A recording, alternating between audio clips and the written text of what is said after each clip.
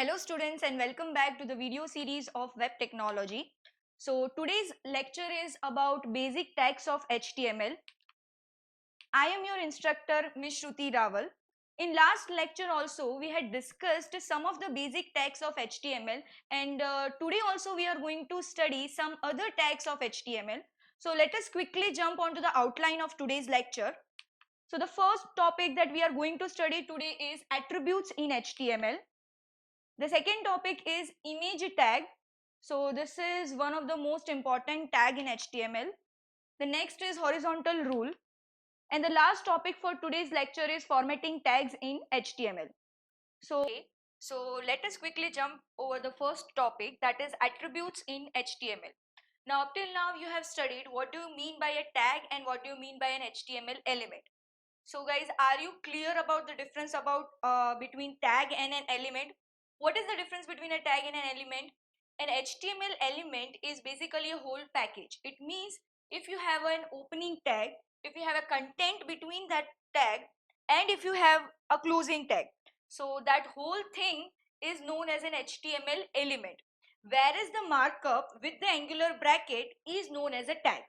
Okay, so for example, if we are taking paragraph as a tag, so P is the alphabet for displaying a paragraph in a web page. So P with the angular brackets and P with the slash in the closing is known as a tag, whereas P opening tag, closing tag with along with the content, that whole thing is known as an HTML element.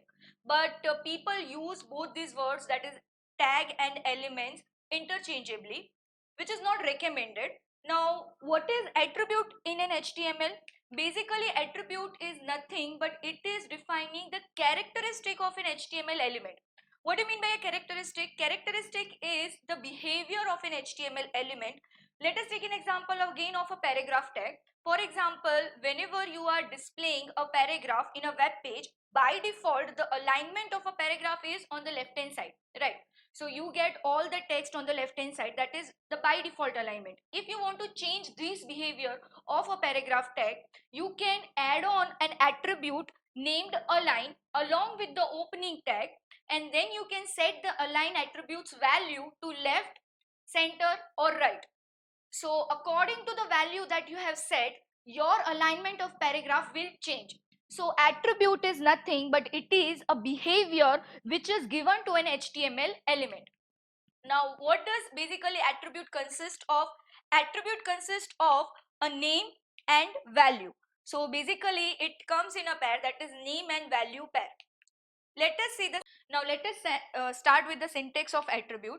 So this is an opening tag. Now what do you mean by opening tag? Opening tag, it means whatever tag name you want to use, that you have to define over here. The next is attribute name is equal to attribute value.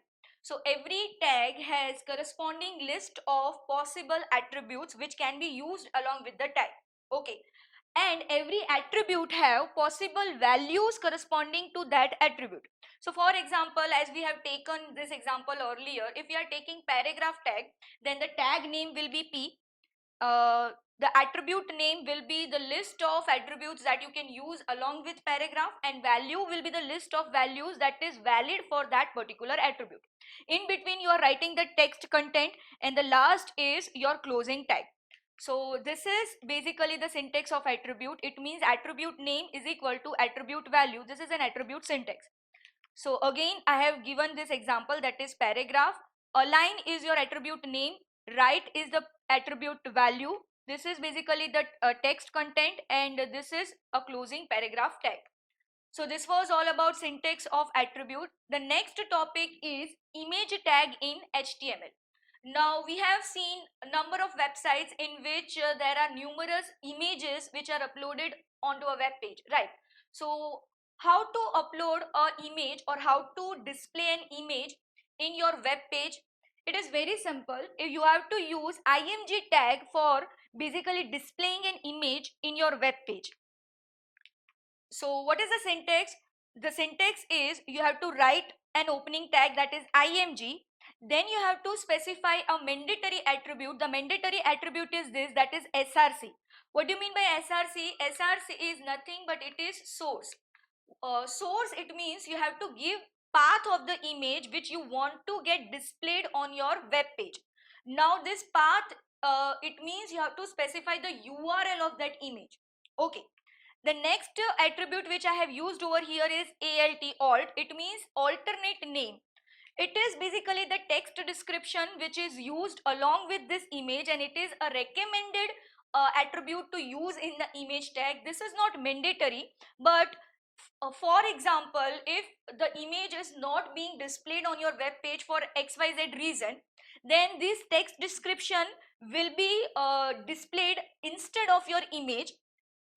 So this is very much recommended. Okay, this is an important thing that you need to understand. IMG is a standalone tag. It means we don't have IMG separately as an ending tag.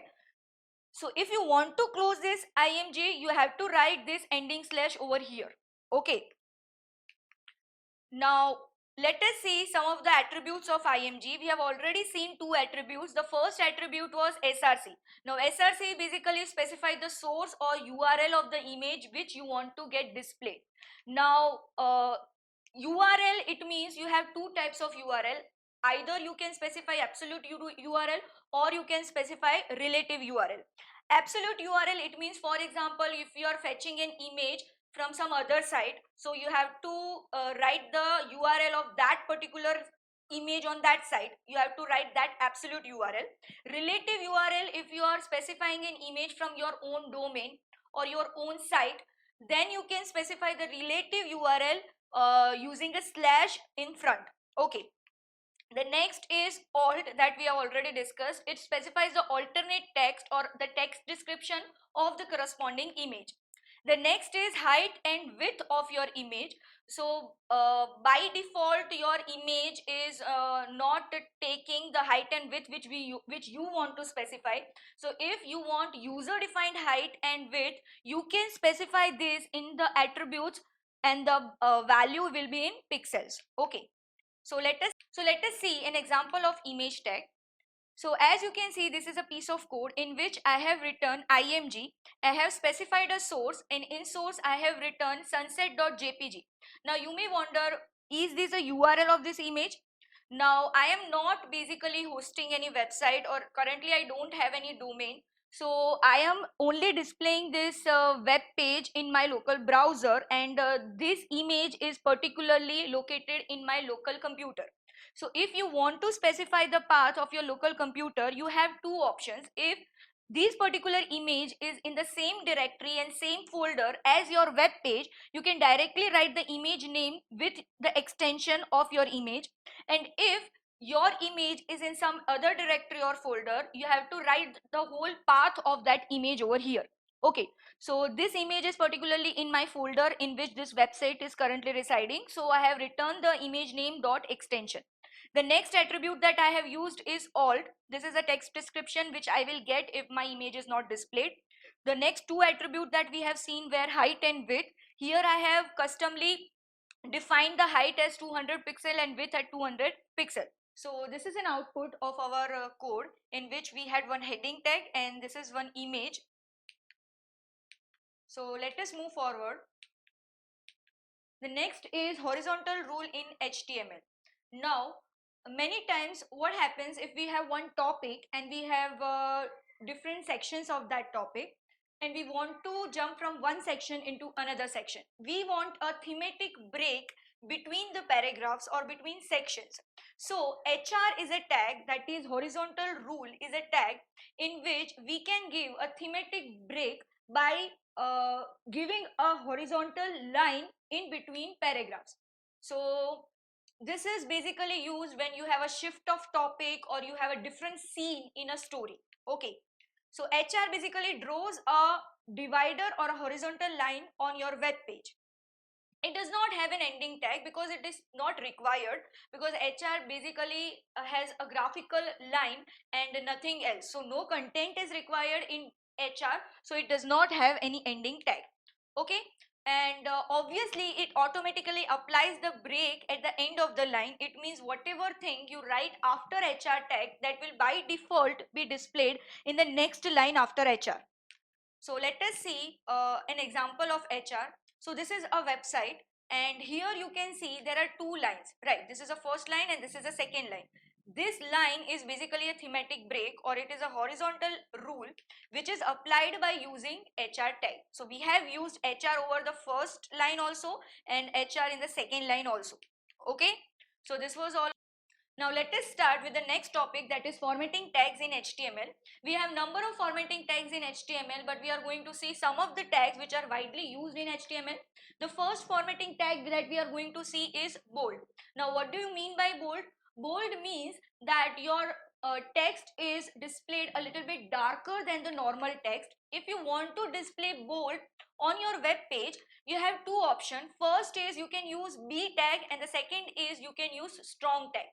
Now, what is the basic difference between B tag and strong tag? So, B tag is basically a physical tag. It means it is only displaying the text in bold, but it does not add any sort of importance to the text that is written inside the bold.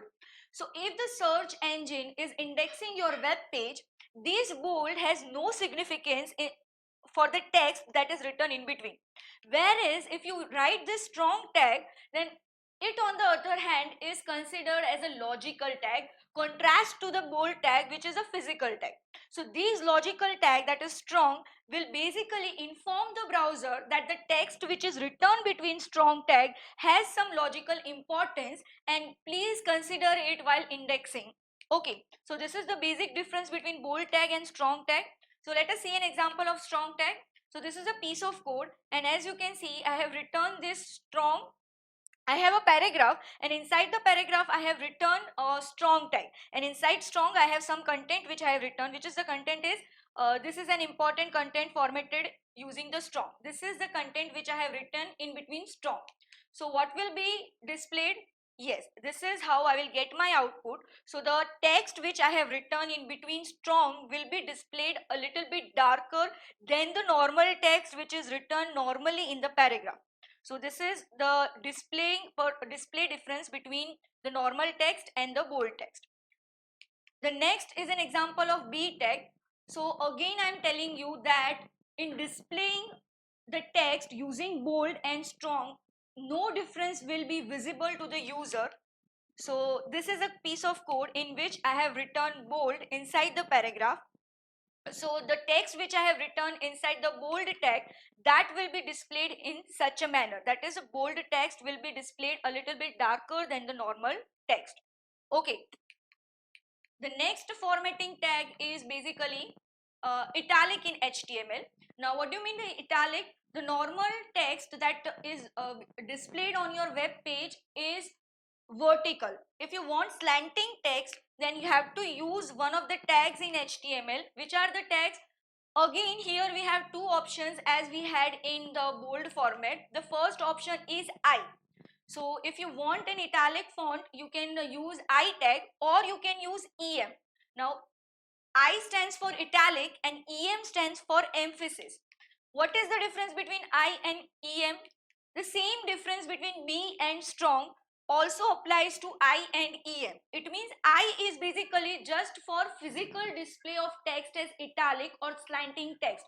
It does not add any significance to the search engine uh, while indexing, right? Whereas if you are using EM tag, then it has some logical importance or it has some semantic importance, and it tells the browser that while indexing these particular text you have to take into consideration from the point of view of semantic importance, right? So that is the basic difference between I and EM. Let us take one example of I and EM. Now this is a piece of code in which I have one paragraph, and inside this paragraph I have used I tag. So the first paragraph, inside this paragraph I have used I tag. Then I have a second paragraph, and inside the second paragraph I have used EM tag. So I have two different paragraphs and I have used italic as well as EM.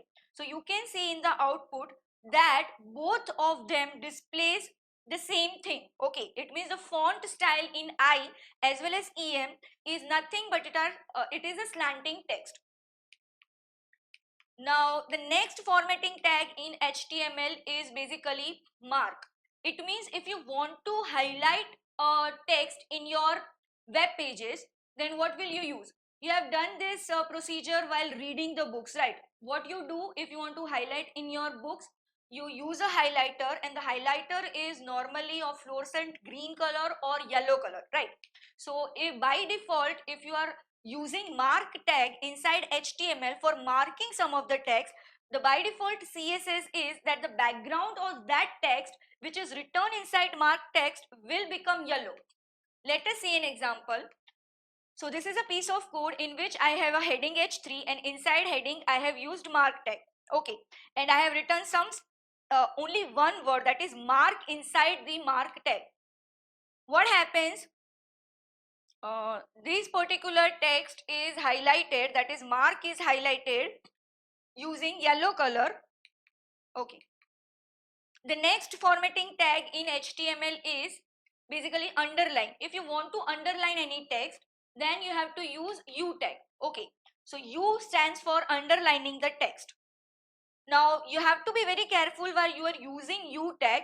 If your font color is blue, do not use U tag for underlining the blue font. Why? Because the visitors of your web page may get confused uh, between the hyperlink and your normal text. If you give blue color to your normal text and you underline that text, the visitor may think it as of a link and they may click on it, which is not the case in our page, right?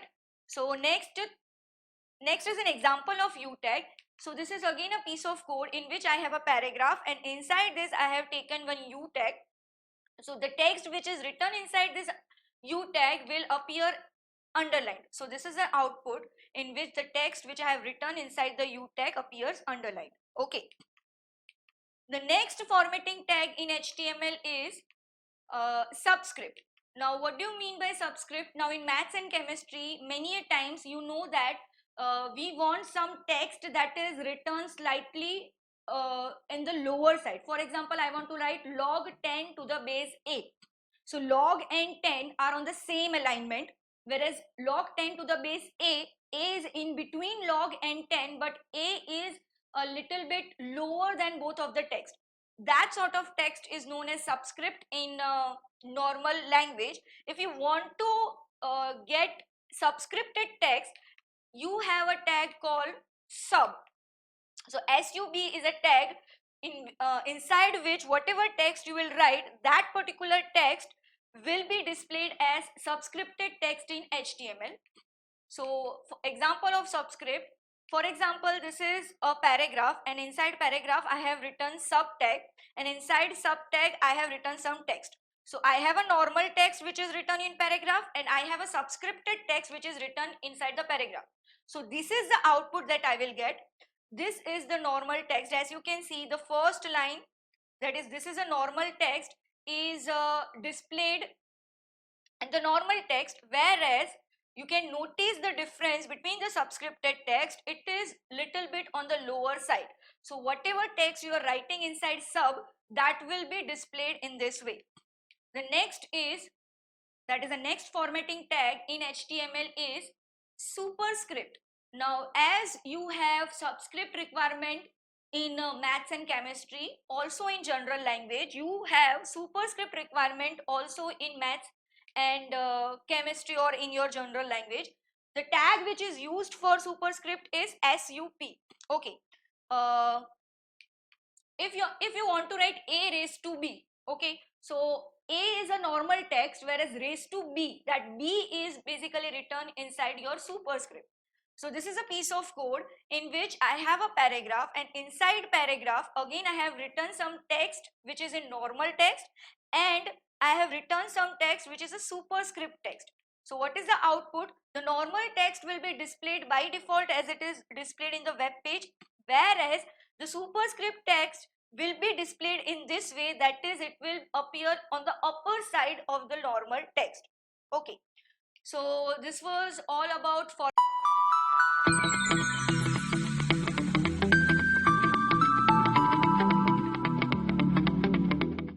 tags in HTML, and this is all about today's lecture.